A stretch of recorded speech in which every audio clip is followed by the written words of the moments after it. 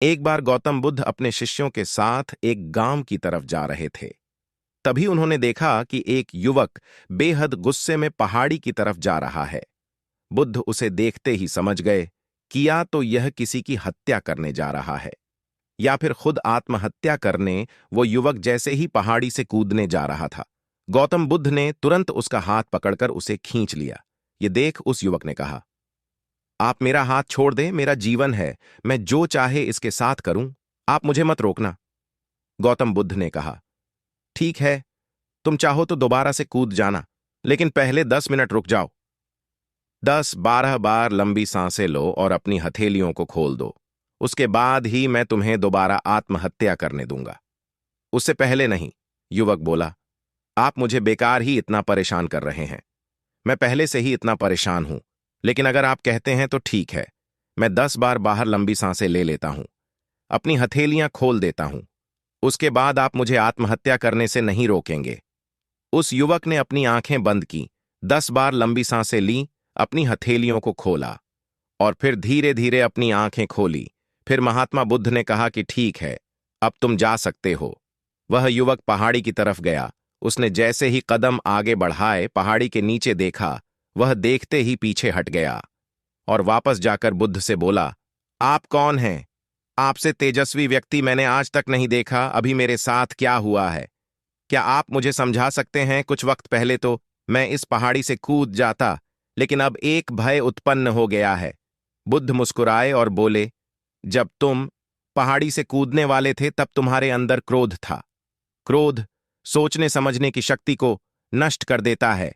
हमारी बुद्धि उस वक्त काम करना बंद कर देती है। उस समय तुम फिर वो करते हो जो तुम्हारा मन कहता है। उस समय तुम क्रोधित, तुम्हारा मन एक जगह नहीं था। उस समय तुम खुद को खत्म कर देना चाहते थे। युवक बुद्ध के चरणों में गिर गया। लेकिन जब तुमने अपनी आंखें बंद करके लंबी सांसें और अपनी हथेलियों को खोला, तब तुम्हारा दिमाग और मन दोनों शांत हो गया और तुम्हारी नकारात्मक ऊर्जा सकारात्मक ऊर्जा में बदल गई, जिसके कारण तुम्हारी बुद्धि को नियंत्रण प्राप्त हुआ और तुम सही निर्णय लेने में सक्षम हो सके। युवक बोला, आप कौन हैं? बुद्ध ने कहा, यह जगत के लोग मुझे बुद्ध कहते हैं। युवक बुद्ध के चरणों में गिर गया और बोला, की है बुद्ध, आप मुझे अपनी शरण में शामिल कर लें। मैं तो अपने पिता को सबक सिखाना चाहता था, इसलिए आत्महत्या करने जा रहा था। बुद्ध ने कहा कि आत्महत्या करके कोई इस शरीर के साथ कुछ भी नहीं कर सकता। जब तक हमारे पास यह शरीर है, हम कुछ भी कर सकते हैं, लेकिन यदि यह शरीर नहीं होगा तो हम कुछ भी नहीं कर सकते। युवक कहता है, आप सही कहते हैं बुद्ध, लेकिन आप नहीं जानते, मेरे पिता ने मुझे बहुत अपमानित किया है। वह मुझे हर बात पर टोकते हैं। बचपन में वो मुझसे बेहद प्रेम करते थे। वो मेरा जीवन बर्बाद कर देंगे। उसके बाद उन्होंने मुझे शिक्षा प्राप्त करने के लिए गुरुकुल भेज दिया। मैं हमेशा सोचता था कि मैं गहन अध्ययन करके उनका नाम रोशन करूंगा और मेरे पिता यह सब देखकर बहुत खुश होंगे। जब मैं शिक्षा पूरी करके वापस आया, तब मैंने अपने पिता को बताया कि मैंने सारे शास्त्र, वेद, उपनिषद कंठस्थ कर लिए हैं और मुझसे बड़ा ज्ञानी कोई नहीं है। तब वो खुश होने की जगह मुझसे कहते हैं कि अपने आप को ज्यादा ज्ञानी होने के भ्रम में मत डालो, ना ही खुद में अहंकार लाओ। मैं तो उन्हें दिखाना चाहता था कि मैंने कितना गहन अध्ययन किया है। मैं बड़े बड़े शास्त्रार्थ में जाने लगा।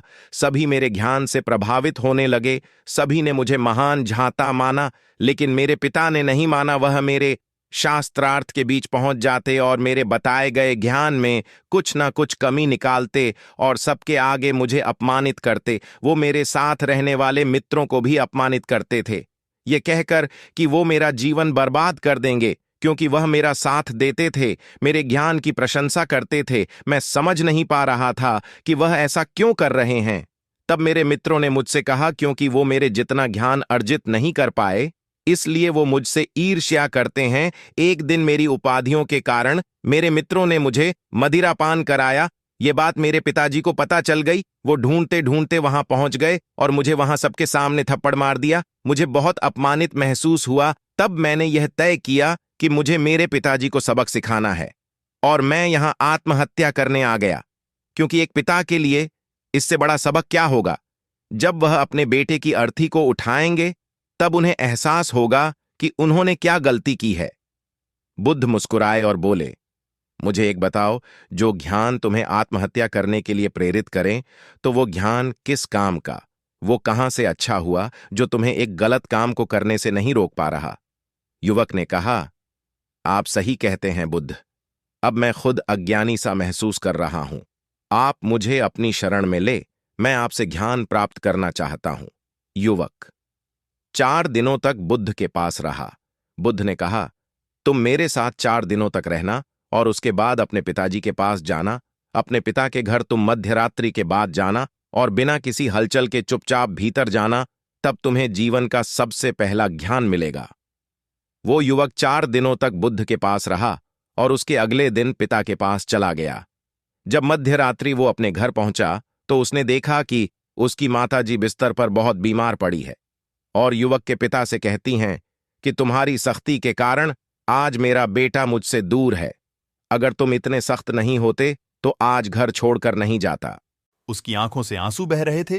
वो चुपचाप वहां से चला गया और गौतम बुद्ध के पास पहुंचा और बुद्ध से बोला, है बुद्ध, अगर आपने मुझे उस दिन आत्महत्या करने से नहीं रोका होता तो मुझसे कितना बड़ा पाप हो जाता।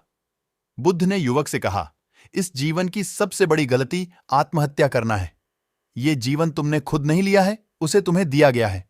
तो तुम्हें कोई हक नहीं कि उसे खुद से नष्ट करो। मुझे मेरा सारा ज्ञान व्यर्थ ही लगता है। कल सुबह तुम्हारे पिता यहां वापस आएंगे। कल सुबह तुम उनके साथ जाकर उनके अनड़ को उतारना। युवक ने कहा, हे महात्मा बुद्ध, मुझे मेरा सारा ज्ञान व्यर्थ ही लगता है। आप सत्यता को उजागर करते हैं। मैं आपके साथ रहकर आपसे ज्ञान प्राप्त करना चाहता हूं। मुझे अपने संघ में आप शामिल कर लें। बुद्ध ने कहा, कल सुबह जब तुम्हारे पिता आएंगे, तब तुम उनसे बातचीत करना और उनसे आज्ञा लेना, और तब तुम्हें लगे कि तुम्हें ज्ञान प्राप्ति की जरूरत है, तो संघ के दरवाजे सभी के लिए खुले रहते हैं। दोस्तों, आपने क्या सीखा? इस कहानी से कमेंट करके जरूर बताना। धन्यवाद।